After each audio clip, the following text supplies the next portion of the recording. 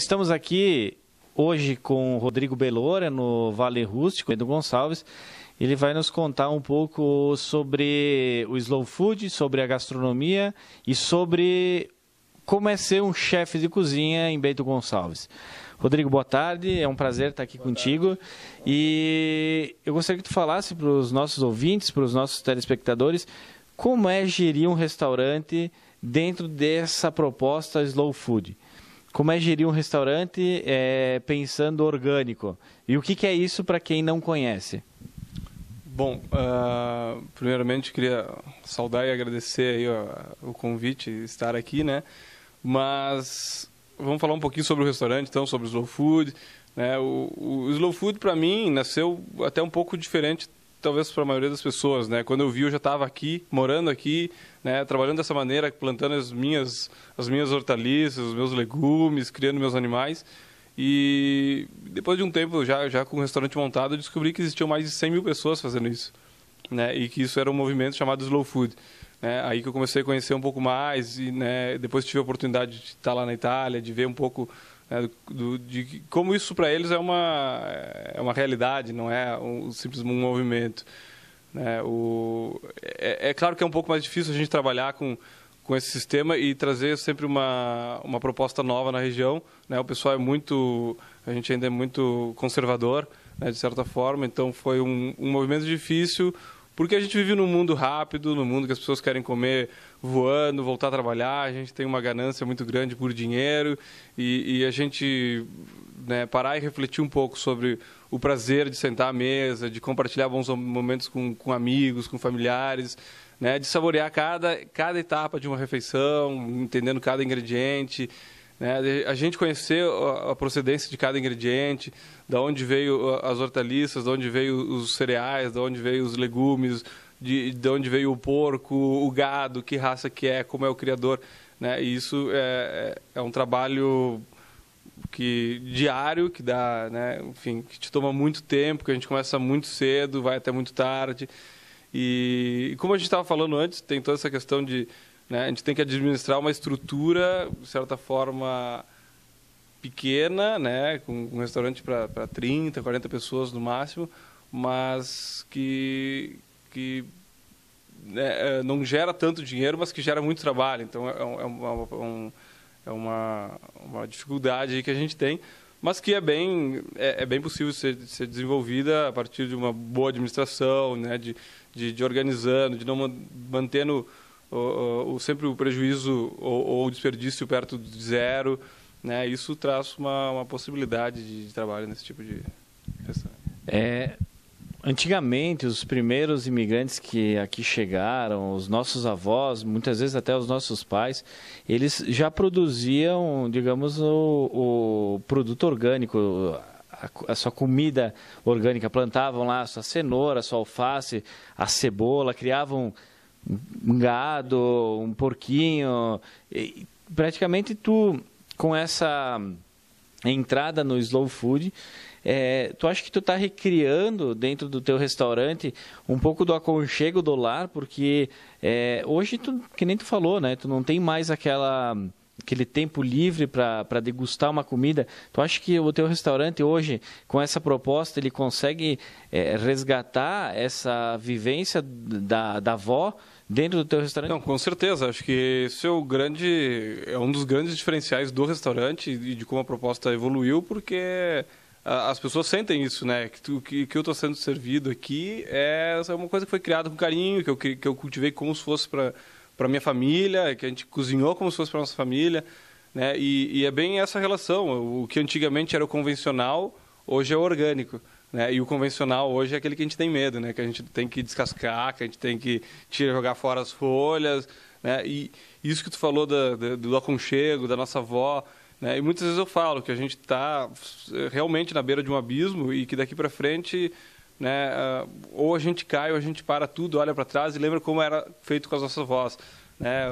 O que minha avó diria disso que eu estou comendo hoje, né? É legal a gente se perguntar isso, porque a gente vai fazer uma boa reflexão de, cara, isso faz bem para mim, né? Aquilo que nossas avós comiam é aquilo que fazia bem. Os vegetarianos, claro que tu tem uma horta, tu trabalha com produtos com bastante vegetais, bastante hortaliças, mas o público vegano, ele comparece ao restaurante? Como é que é o público, esse público, como é que ele é tratado dentro do teu restaurante? O que ele tem de diferencial? Bom, a gente tenta assumir, né, e fazer com que o cardápio se adapte a qualquer restrição das pessoas, desde de intolerância à lactose, a glúten, né, e principalmente, que é o que mais acontece, são os ou vegetarianos ou veganos, né. Normalmente a gente se adapta tranquilamente, claro que nem a gente pode imaginar, acontece toda uma mudança na cozinha, a gente tem que readaptar tudo, tem que disponibilizar uma pessoa só para trabalhar com esse cliente. Mas normalmente é bem tranquilo, porque a gente poder hoje contar com diversos cogumelos frescos que a gente tem, né, com todas as hortaliças, legumes, as leguminosas, os cereais. Então a gente consegue adaptar o cardápio, né, bem tranquilo assim, para as mais diversas solicitações que a gente tiver. E hoje, para a nossa reportagem, o que tu vai preparar? Tu estava me contando primeiro que tu trabalha com uma carne que ela demora em torno de uma semana para ser feita, que é uma carne tipicamente aqui da nossa região, que ela já vinha sendo ela produzida há bastante tempo, mas que tu deu uma estudada nela e tu pensou, bom, vou fazer ela em uma semana, vou deixar ela pronta. Rapidinho, assim, né? Essa é a última parte, que é a do braseado, né? Bom, pessoal, então eu vou apresentar para vocês a receita do matambre, tá? Como eu expliquei mais ou menos para vocês a história do matambre antes, né? Essa é a peça, na verdade ela é uma manta, né? Uma carne que normalmente vem em manta, e a gente, para melhor aproveitamento dela, a gente enrola, né? Normalmente quando ele era servido na manta, a gente servia ele como aperitivo, né? Cortado em tirinhas como aperitivo. Bom, como vocês podem ver aqui, ele foi todo enrolado, né? Depois a gente vai devagarzinho tirando os barbantes dele, porque ele está recheado. Aqui a gente tem então o cominho, que vai temperar o nosso creme de feijão, certo? Que é este aqui, né? O nosso creme de feijão. Nada mais foi feito que foi cozido o feijão, batido ele no liquidificador, né, temperado, sal, pimenta, e a gente vai colocar um pouco mais do cominho agora.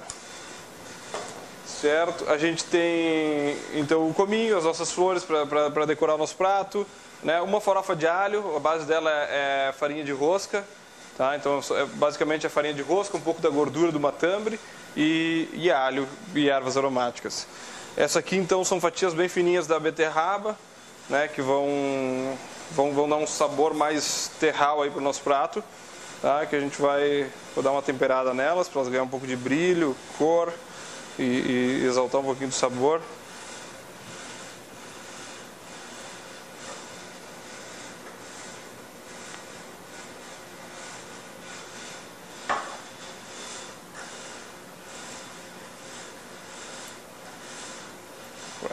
Esta é a nossa beterraba.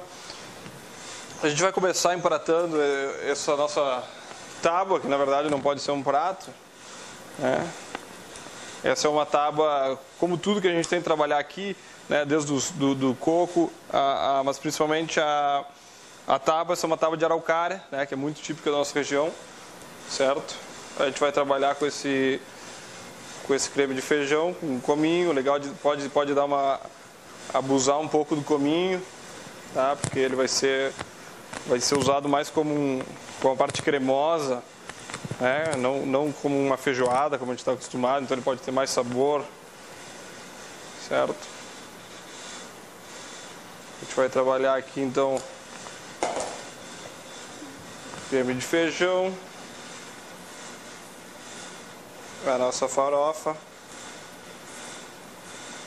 os pedaços de alho. Quando o alho é assado, né, normalmente essa farofa ficou assando depois de um tempo para ela ficar bem crocante, né, e quando o alho é assado, ele fica doce, né, ele perde toda aquela característica que às vezes a gente tem medo do alho, né, dele ser forte ou dele ser indigesto, mas de maneira alguma, pode assar o alho inteiro, certo?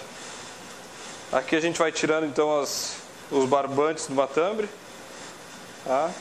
Desenrolando ele.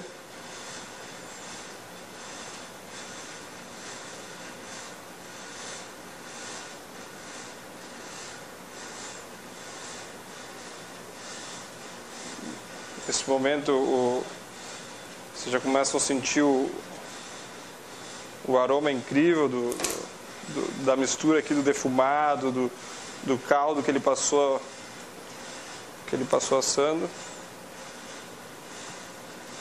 Legal de cuidar para não ficar nenhum resquício aqui de barbante, que é muito chato a gente encontrar barbante nos pratos. E bom, a partir daqui então eu vou cortar esse nosso matambre, né? Normalmente porciona, né, em alguns pedaços, né? Essa é a característica do matambre, acho que está dando para ver aí bem legal, certo? O recheio, a carne, você vê que é uma manta, né, relativamente bem fina em alguns pontos, né? Dificilmente seria usada. Bom, então encaixo ele aqui em cima da farofa, que ela vai ficar bem interessante para ser consumida junto, certo? Eu vou pegar um pouquinho do caldo onde ele foi assado. Vou derrubar aqui, vou deixar do lado para o pessoal, se quiser abusar à vontade, certo? Aqui eu coloco algumas beterrabas, fatias bem fininhas da beterraba. Dificilmente vai conseguir fazer exatamente igual em casa, porque, né, tu vai precisar de uma fatiadora. Felizmente aí na Itália, de repente, eles tenham mais acesso a uma fatiadora doméstica, né? E vou terminar então decorando com as nossas flores comestíveis, que faz parte da nossa característica aqui, que é de produzir bastante flores, ervas, que normalmente não são consumidas, né? Esse é o cravo, pode ser facilmente consumido, né? É super aromático, né? O amor perfeito, vou tentar deixar virado aí para vocês, né? E uma mini rosa.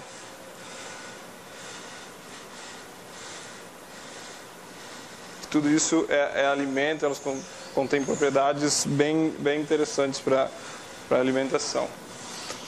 Bom, esse é o nosso prato, né? É um dos pratos do restaurante, um prato que tem grande saída, muito sucesso, por ser um prato diferente, como a gente falou, com uma carne que nem sempre é aproveitada em restaurantes, né? E muitas vezes é desperdiçada, né? Com um feijão crioulo, um feijão orgânico, né? Que também a gente só consegue imaginar talvez naquela feijoada, que muitas vezes é indigesta, que nos faz mal, mas que ele pode ser aproveitado como um complemento de prato, né? Uma farofa que a gente também reutilizou aquele pão que sobrou, aquele pão, né, que ficou mais seco, né? A gente pode moer ele e transformar em diversas farofas, que é um prato que a gente usa muito, é um acompanhamento que a gente usa muito no Brasil, né? As beterrabas, por ser um momento que a gente está trabalhando com bastante beterraba, a gente faz essas fatias de beterraba e ela agrega um pouco de sabor mais terral, né? Que é a ideia desse prato, um prato mais monocromático, aí com bastante tons de arroz, né? E um pouquinho do caldo com a banha do matambre para quem quiser desfrutar. Muito obrigado e até mais.